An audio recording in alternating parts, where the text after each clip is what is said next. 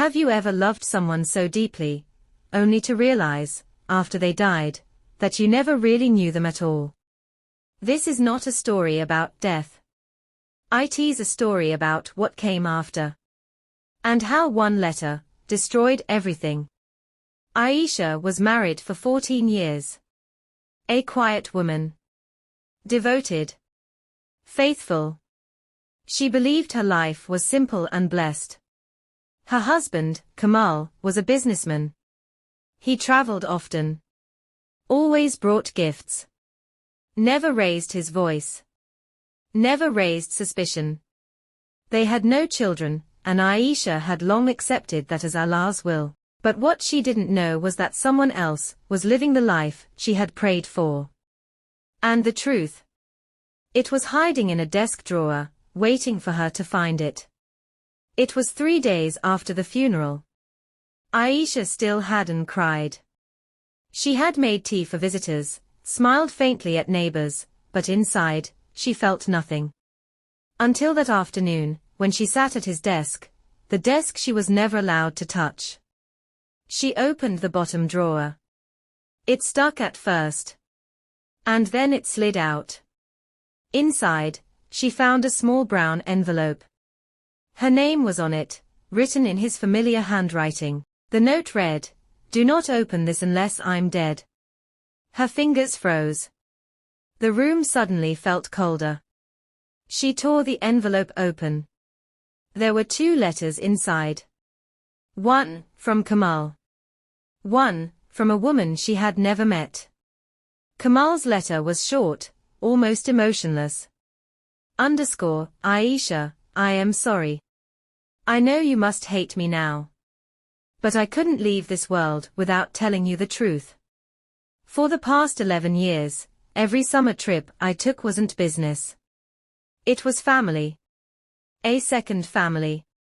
I have a son, Aisha. I didn't mean to hurt you, but I also didn't have the courage to leave her. Or you. Aisha read the words 3 times. Her vision blurred. Her chest tightened. Then she opened the second letter. Dear sister, I don't know how to write this. I only found out about you 2 weeks before Kamal died. He told me everything on his hospital bed. I'm sorry. I didn't know you existed. He said he was divorced and lonely when we met. I believed him. Please don't blame the child. He's innocent. I am writing because Kamal wanted you to know, and because I felt you deserved the truth. Taped to the back of the letter was a photo. Kamal. Smiling. Holding a young boy, no older than 10. And beside him, the other woman, her eyes full of something Aisha had once known, love. Aisha didn't scream. She didn't cry. She just whispered, God is enough for me, and he will deal with the wrongdoers. That night, Aisha didn't sleep. She didn't eat. She just sat, staring at the photo. At the letters. The next morning, she packed a small suitcase. Took a train to a city she had never visited. Found the address listed at the bottom of the woman's letter. When the door opened, the woman stood there. Pale. Silent. Holding the hand of the boy. There was no shouting. No drama. Just eye contact, long, painful eye contact. And one word from Aisha, he's your son. That's clear. She turned to leave. But this wasn't the end. This was the beginning of a different kind of revenge.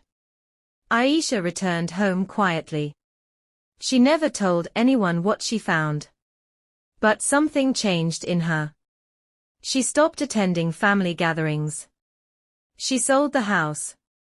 She withdrew every savings account in Kamal's name, and disappeared from the community.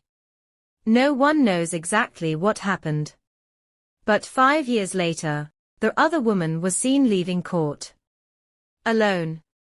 Crying. Bankrupt. And the boy. Taken in by a distant uncle. Some say Aisha never spoke a word to anyone. Others say she left one final note. I don't need to scream to be heard. I don't need to fight to win. My revenge was hidden, just like his lies. If this story left you stunned, imagine what's coming next.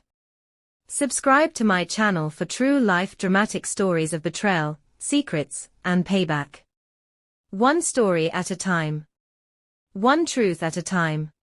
Revenge isn't always loud. Sometimes it's hidden.